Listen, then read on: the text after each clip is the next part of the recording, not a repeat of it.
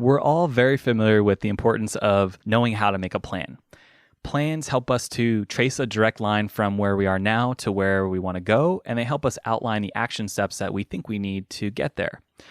But what's even more important than knowing how to make a plan is to become someone who is skilled in the art of planning, which is the ability to acquire and process new information so that you can move past the inevitable friction points that you'll encounter as soon as you set a plan into motion. Let's talk about how to do that. Here we go. Hey, welcome to the Workday Mindset Podcast. I'm your host, Drew Amoroso. Every workday we encounter dozens of situations that we have to navigate in order to have a successful and productive workday. And the way you choose to think through those situations helps shape not only the kind of day you have, but the trajectory of your career. This podcast is all about helping you to navigate those situations, show up at your best, and be happier at work.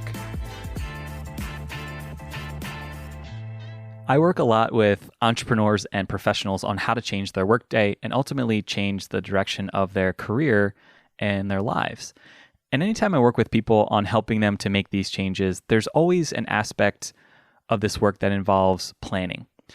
We've all been exposed to lots of messaging about how planning is critical when it comes to making any kind of changes that we want to see. And over the years, I've been someone who has loved making plans, like I'm sure many of you do, whether that's in the form of lists or action plans or business plans, or even plans just simply about how we're going to budget our time in a day. And we love plans because at the outset, when we create them in a vacuum, they help us to trace a direct line from where we are now to where we want to go. There's a major sense of comfort and clarity that comes with knowing and believing that step A will lead to step B, which will lead to step C. So in other words, when you make a plan, you're creating an image of this clear path forward. And at the point when you're making a plan, the path forward is relatively clear because the goal is clear and we've mapped out clear steps that will get us there. And our brain sort of automatically assumes that all we need to do is just follow the path and it will lead to achievement of the goal. But inevitably, as soon as we start to take action and as soon as we set the plan in motion, major parts of our plan become somewhat useless as soon as we start. And the reason that major parts of our plan become useless is because when we take action, we either encounter some friction point that we couldn't have accounted for at the outset, or we learn a new piece of information that influences and changes the nature of the plan, right? We learn something or we have a shift in mindset or encounter an obstacle that interrupts that clear vision that we had of the path forward when we started. And this is where we often get stuck. We thought we had a clear path and we thought we had already answered the questions of how we were going to get there. And what happens next is, I think, the biggest mistake we make when it comes to making plans. When we encounter that friction and resistance, we mistake our inability to map out the exact steps with the value of our idea. So in other words, we think that our inability to understand the steps toward our goal mean that our goal isn't achievable or that our idea or our endpoint wasn't a good one. And looking back at my own life, I can't tell you how often I abandoned great ideas that were filled with inspiration right out of the gate, because as soon as I went about trying to set my plan into action, I encountered resistance and friction that I hadn't accounted for. And then I immediately went from having what I felt was a clear vision of the path to one that was no longer clear. And what happens when we can't see the entire path forward is we get scared and we get anxious because we love certainty. We want answers to all of the questions we have about how it's going to work, when it's going to happen, who's involved, and what it will take for us to get there, right? Our minds want us to understand everything before we move forward because we want to eliminate as much risk as possible before we commit, and we want protection and we want certainty. Our default mindset makes us uncomfortable and suspicious of the unknown. So when we don't know the answers, our mind basically just sounds the alarm, and it wants to pull the chute immediately and to get out of this situation. We also tend to start beating up on ourselves immediately because the plan that we made isn't working and we can't figure out all of the exact steps that will get us there, right? We start to tell ourselves, you know what? If I'm encountering friction already, that must mean that this wasn't such a good idea after all. And I can tell you, having worked with hundreds of people on how to make plans for their workday and their career, in my view, this initial disruption of the clear path that we envisioned is one of the key reasons why we don't make plans and why we abandon goals that we set for ourselves. So, if this is a major mindset obstacle for us, how do we start to address it? Well, this is where the title of this episode actually comes into play. There's a great quote that's attributed to Dwight Eisenhower, and the quote goes something like this: "Plans are nothing, planning is everything." So what does that mean? If you think about what it takes for something to go from a great idea to an actual end result, it's impossible. It's impossible to account for all of the variables that will come into play along the way, right? It's almost impossible to map something step by step with pinpoint accuracy without some sort of deviation. So when we make a plan, we have to acknowledge from the outset that the plan, as we have outlined it, is probably going to change. We have to get comfortable with the fact that we don't have all the information we need to accomplish the end goal, and that there naturally will be some uncertainty and some deviation as we move forward. And we also have to stop thinking that when we can't see the entire path forward, that doesn't mean that our idea is bad or unworthy of pursuing or unattainable. It just means that we don't have enough information yet. It doesn't mean that we can't do it. It just means that we haven't learned how to do it yet. So what we need to do is separate ourselves from viewing our inability to comply with the plan as a failure. And this is where I think the genius of this quote comes in. It's not about following the plan point by point, right? The plan is not the prize. It's the act of planning that's the most valuable part of the process. So when you take the time to plan, it forces you to map out and think through what it is that you want, right? It helps you to define a destination, and it helps to solidify your purpose for undertaking this particular journey in the first place, right? It helps you to identify potential roadblocks, and just the mere act of planning helps to start churning your idea mill. So the true value is in the act of planning and not the plan itself. So then the question becomes, how do we become better at planning and adapting and moving through all of this uncertainty so that we can achieve the end goal that we had in mind? In other words, how do we move away from focusing on the plan to being able to extract the incredible value that comes from the act of planning? The answer to this is through taking action. It's only through taking action that we end up gathering the information that we need to make it to the next step. We can sit in a room, we can listen to as many podcasts as we want, we can try to strategize all day about how we want to change our workday or how we want to improve our business or how we want to change our careers, but none of that really matters until we actually go about taking action. Every time you take action, you acquire new information that you can use to choose your next step. Now, this is information that you never would have learned if you hadn't taken a preceding action.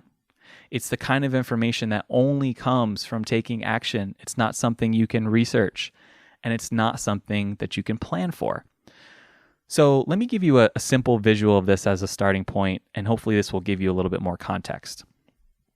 I want you to imagine that you're hiking in the mountains, and what you're trying to do is get to a hilltop that you can see several miles off in the distance. And in between you and this hilltop is a very thick, densely wooded forest. And it's so dense that you can't see any kind of path from where you're standing now to the hilltop that you want to get to.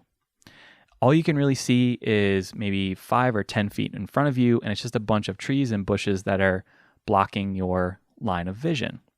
Now, if you've ever been on a hike like this, what happens when you take a couple of steps forward? Every time you take a step forward. You open up a new field of vision. You move past a few of the things that were blocking your line of sight. So some trees, some bushes. And now, once you've made it past them, you have a different perspective. So you basically acquire a new set of information and a new set of data points that allow you to view the next steps in a different light and see that hilltop with a little bit more clarity. And of course, this viewpoint and this information is something that you never would have uncovered or known had you not taken that first step. So with a lot of things we do, this is the true nature of how we accomplish goals and make progress, right? It's a series of these mini planning sessions that are conducted every time we encounter new information. Sometimes that new information will change the plan, sometimes it won't. But we have to be open to the process. And the more accepting we are of this process, the easier it will be to not only use new information, but also engage in even better planning because we've removed our desire to have to know the answer to every question, right? We have to stop getting hooked on trying to know every step that's involved in the process because it's impossible to know every step. As soon as we let go of that desire to know how it's all going to work, that's the point at which we have the ability to use what we learn to move forward. So, with this in mind, I want to leave you with an actionable takeaway. You can easily apply this analogy to your career path, to your business, or to your workday. So, when you go about mapping a vision for a change that you want to make, if you get started and the plan that you made immediately becomes obsolete, or if you're getting bogged down in the details and you're feeling that friction, I want you to remember that this is a natural part of the process and that it's time for you to take the new information that you've learned and engage in another round of planning. So if this is happening to you, I want you to take these 3 steps. And just so we can work with an example, let's say that the goal I have is to create a side business that I have some interest in, right? So let's say I have a 9-to-5 job, but I want to start an online business on the side. And let's just assume that when I originally came up with this idea, I had a burst of enthusiasm and I made a plan, but now that I've started to research it and take some action, I'm getting a little bit discouraged. So how would I work through this? Step 1. Spend more time concentrating on the vision you have for the change that you want to see. So if you want to make a change, you must always hold the end ideal at the forefront of your mind. Why do we do that? When we keep the outcome that we want at the forefront of our mind and we have a clear picture of the change that we want to see, that desire ends up seeping into the day-to-day, moment-to-moment thoughts we have, and it helps us to imprint those thoughts onto our brain, and it leads to us seeing opportunity differently. When I move through my day focused on the change that I want to see, I notice that a lot of the time the answers are right in front of me, but I just wasn't paying close enough attention to realize that they were there. So in my example, I would start by waking up every morning and engaging in some sort of concentrated, purposeful thinking or reflection about how awesome it would be to have this new business. And I would keep that vision of my end goal top of mind as I move throughout the day. So step 2 is to ask, what's at the root of the friction that I'm experiencing? So in other words, instead of just realizing there's a roadblock and becoming anxious or frustrated about it, let's spend some actual time applying a critical eye to the why part. So here's a couple of common reasons why we get tripped up at this point. Is it because you need more information? Is it because you have a limiting belief that's telling you that you can't do it? Maybe it's because you're not talking to the right people, right? A big part of making changes is talking to people who actually have made the changes that we want to make. So we might share our idea with someone we know, but they might not give us the kind of advice that we need because they've never done what we want to do before. Maybe it's because you haven't given it enough time to work and to take shape, right? Maybe you need to ask the question, is this something that I still want? right? Maybe the thing you thought you wanted isn't the thing that you want at all. And if that's the case, that's okay. But in this step, what I want you to do really is just nail down where that friction is coming from. And as always, I would suggest that you actually write it down by taking out a piece of paper and doing this in long form with a pen or a pencil. And then finally, step 3 is, what's the very next single action I can take that will move me closer to my goal or give me more information? So here, we're not trying to get too wrapped up in the 10-point plan that we made or all the things that we could do. I just want you to focus on one action you can take that will help you move closer to that hilltop that we talked about, right? We're trying to get more information so that we can use that information to unstick ourselves and move past the blockage that we're experiencing. So going back to my example, it might be looking for online courses or coaches who can teach me how to start and run my own business. Maybe it's reading some personal development books that help me move through some of my self-doubt and some of the limiting beliefs that I have. Or maybe I could speak with someone who's actually started a business and see what their advice is, right? There are lots of actions I can take to start to move past this block. The point here is to not be paralyzed by too much thought and to put action at the center of the discovery process. Remember that it's not about the plan. It's about your willingness to accept that you'll never know all the steps from the outset, and understanding that your inability to know every single step doesn't mean you can't achieve that end goal. It just means that you need more information. And it's taking action that inevitably opens up a new field of vision that leads to the information you need to take the next action. That's really how we achieve our goals and make it to our hilltop. Go have a great workday. Hey, thanks for listening to this episode of the Workday Mindset Podcast. I hope you enjoyed it. And if you did, I'd appreciate it if you could head over to whatever service you're using to tune in and give us a 5-star review. The Workday Mindset Podcast is a collaboration with Populous Radio. Check out their other shows at populousradio.com. Thanks for tuning in, and go get them.